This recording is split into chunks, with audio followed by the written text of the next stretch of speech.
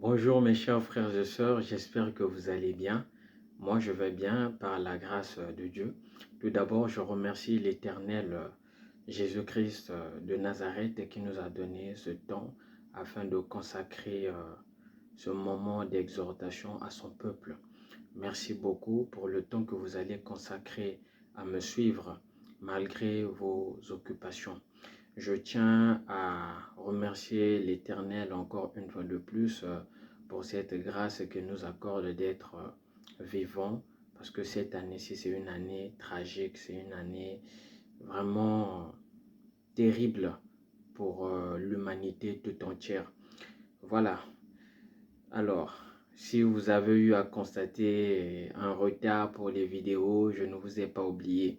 C'est parce que le diable, il est en train de combattre les enfants de Dieu. Donc, voilà pourquoi vous avez constaté un retard et j'ai préféré de reprendre à la source.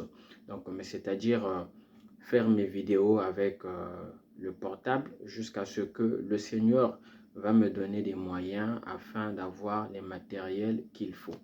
Voilà, je, je vais faire d'abord une courte prière pour recommander ces instants entre les mains de Dieu. Père éternel, nous te remercions, nous te bénissons pour ta grâce et ta faveur que tu nous accordes dans le livre, Seigneur Jésus-Christ, de Proverbes, le chapitre 12, le verset 2, l'homme de bien obtient la faveur de l'Éternel. Merci, Seigneur Jésus-Christ, pour ces instants. Merci pour ta force que tu nous donnes. Merci, Seigneur Jésus, pour la grâce de vivre que tu nous donnes, car beaucoup de gens ne sont plus de ce monde, n'ont pas eu cette occasion. Sois béni, sois exalté, Seigneur. À présent, Seigneur, nous venons vers toi pour recommander cette exhortation entre tes mains, comme tu l'as écrit dans le livre de Matthieu, le chapitre 28, à partir du verset 19. Allez dans le monde, faites de toutes les nations mes disciples, en les baptisant au nom du Père et du Fils et du Saint-Esprit. Apprenez-les à obéir tout ce que je vous ai appris, et voici je suis avec vous jusqu'à la fin du temps. Père, prends le contrôle, Seigneur, de ce message. Édifie, Seigneur Jésus, ceux qui vont l'écouter et ceux qui vont, Seigneur Jésus, télécharger ce message. Utilise-moi, Seigneur Jésus-Christ, car tu as dit dans Zacharie le chapitre 4, le verset 6, ce n'est ni par la force ni par la puissance, mais c'est par mon Esprit Saint. Yahweh, Seigneur, édifie ton peuple, afin que ton peuple soit sauvé. Yahweh, visite-les, donne-leur, Seigneur Jésus-Christ, la compréhension. Ainsi, Seigneur Jésus-Christ, la grâce de comprendre ton message. Amen. Voilà. Tout d'abord, je me présente l'évangéliste Cristiano Loco, en accord avec Éphésiens, le chapitre 4, le verset 11. Voilà. Pour ceux qui vont me suivre pour la première fois, je suis l'évangéliste Cristiano Loco. Voilà, mes chers frères et sœurs, ces derniers temps-ci, nous constatons beaucoup de choses qui se passent. Le thème de notre exhortation, c'est la prière. C'est la prière. Beaucoup de gens vont se poser des questions. Pourquoi la prière? Bon, la prière, c'est la base de toute chose. Parce que la Bible dit dans le livre de Luc, le chapitre 1, le verset 37, rien n'est impossible à Dieu. Rien n'est impossible à Dieu, c'est par la prière que toute chose qu'on l'obtient, parce que au premier verset jusqu'au verset 37, on nous montre dans le livre de Luc, Zacharie et Élisabeth, c'était des hommes justes, donc c'était des hommes qui avaient la crainte de l'Éternel. Mais à un moment, Zacharie était un sacrificateur, il rentrait pour présenter l'offrande à Dieu, un sacrifice à Dieu. Et l'ange de l'Éternel lui fut apparu en lui disant que ta femme sera enceinte, voilà, voilà, voilà. Et quand ce couple va obtenir l'enfant qu'ils avaient eu besoin depuis des temps, c'est là où Élisabeth va dire au verset 37, rien n'est impossible à Dieu. Et c'est ce message-là que je suis venu vous donner. Rien n'est impossible à Dieu, c'est par la prière qu'on peut obtenir ce que l'on peut. La prière, elle a délivré les gens, comme Paul et Silas. La prière, elle a fait tomber les murs de Jéricho, en accord avec le livre de Josué, le chapitre 6. La prière a fait arrêter le soleil, Gabaon, toujours dans Josué, le chapitre 8. La prière a fait beaucoup de choses. La prière a donné les enfants à ceux qui étaient stériles. Par exemple, Anne, la prière a donné la grâce. La prière a renversé les événements. Par exemple, l'histoire de Esther. Esther et Mardoché. On devrait pendre Mardoché, mais la prière avait renversé et c'est Aman qui conspirait qu'on avait maintenant pendu. Donc la prière, c'est la clé d'un chrétien.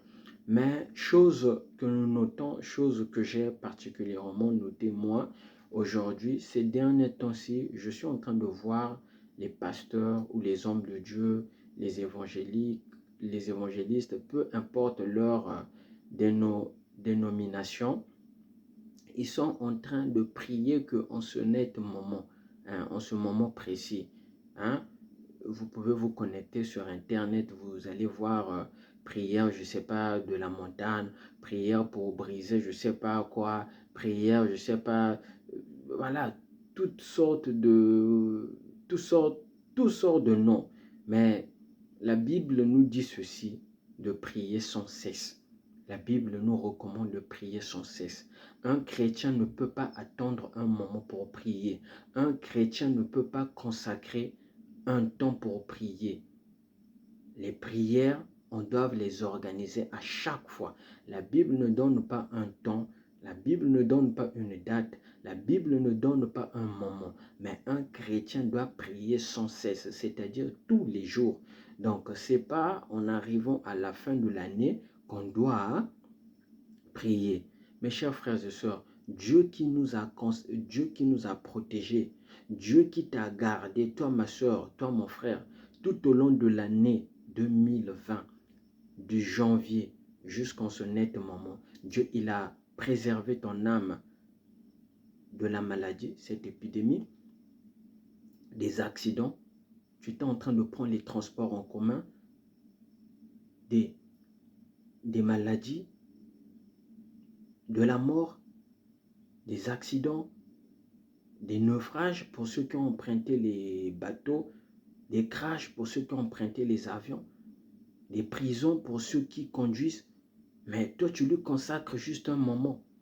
Attendez, attendez. Soyons reconnaissants envers Dieu. Tous les jours, nous devons prier. Je vais ouvrir le livre de 1 Thessaloniciens, le chapitre 5, le verset 17, que nous dit la Bible. Je lis au nom du Seigneur Jésus-Christ de Nazareth. La Bible nous dit, je lis au nom du Seigneur. La Bible nous dit, dans le livre de 1 Thessaloniciens, le chapitre 5, le verset 17, priez sans cesse. Je répète, priez sans cesse. Donc, un chrétien doit prier tous les jours. Un chrétien doit prier tous les jours, tous les jours, tous les jours. Ce n'est pas un moment. Et la Bible va plus loin encore, parce que la Bible, elle se complète à elle-même. La Bible dit dans le livre de 1 Pierre, le chapitre 5, à partir du verset 8, que dit la Bible? Nous allons le découvrir. Je lis au nom du Seigneur, à partir du verset 7 plutôt. Mais la Bible dit, veillez, soyez sobres, veillez, votre adversaire le diable rôde comme un lion rugissant, cherchant qui il dévorera. Résistez-lui avec une foi ferme. En d'autres termes, la Bible dit, veillez, car votre adversaire, le diable, rôde tout autour de vous. il cherche quelqu'un qui le dévorera. Ma soeur, le couple ne marche pas. Ma soeur, le travail ne marche pas. Tu es en train de tâtonner. Mon frère, tes études ne marchent pas. Tu es en train de tâtonner. Ma soeur, pour ce que tu es en train de réaliser, tes projets, rien ne marche. Dans votre maison, vous n'avez pas la paix. Que des maladies, que des problèmes. Tu fais ça, ça ne marche pas. C'est des rêves de combat de nuit. C'est des rêves de mari de nuit. Et puis tu consacres un moment pour Dieu. Ici, la Bible nous démontre d'être sobre, de veiller, car le diable rôde tout autour de nous. Il cherche qui il va dévorer. Ne te laisse pas dévorer. Ne te laisse pas anéantir par le diable. Ne te laisse pas exterminer par les méchants, par les occultistes. Mais donne-toi de la taille spirituelle, c'est-à-dire donne-toi le temps de prier tous les jours. Et tu verras la grâce de Dieu. Et tu verras la grâce de Dieu. Voilà le message que j'avais, de prier sans cesse. Mes chers frères et sœurs, prions, car c'est par la prière que nous allons vaincre l'ennemi. Cette maladie qui est en train de sévir le monde, c'est par la prière et non par les vaccins. C'est par la prière que nous serons victorieux, afin que Dieu puisse nous épargner, afin que Dieu change les circonstances. Car la Bible dit dans Daniel, le chapitre 2, à partir du verset 21 jusqu'au verset 26, Dieu, il est le maître de temps et de circonstances. Voilà le message que j'avais. Soyons dans la présence du Seigneur. Nous allons prier. Père éternel, nous te remercions, nous te bénissons. Merci pour ton amour, merci pour ta grâce. Merci Seigneur Jésus-Christ pour la connaissance que tu mets toujours à notre portée. Que l'honneur et la gloire te reviennent. Comme tu l'as écrit dans le livre de Joël, le chapitre 2, le verset 28, dans les derniers temps, je répandrai mon esprit sur toutes les personnes. Les jeunes gens auront des visions, les vieillards auront des songes.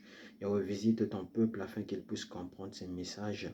Protège-les, garde-les dans le nom puissant de Jésus-Christ de Nazareth. Amen. Voilà, c'est le message que j'avais. Je vous salue. À très bientôt. Au revoir.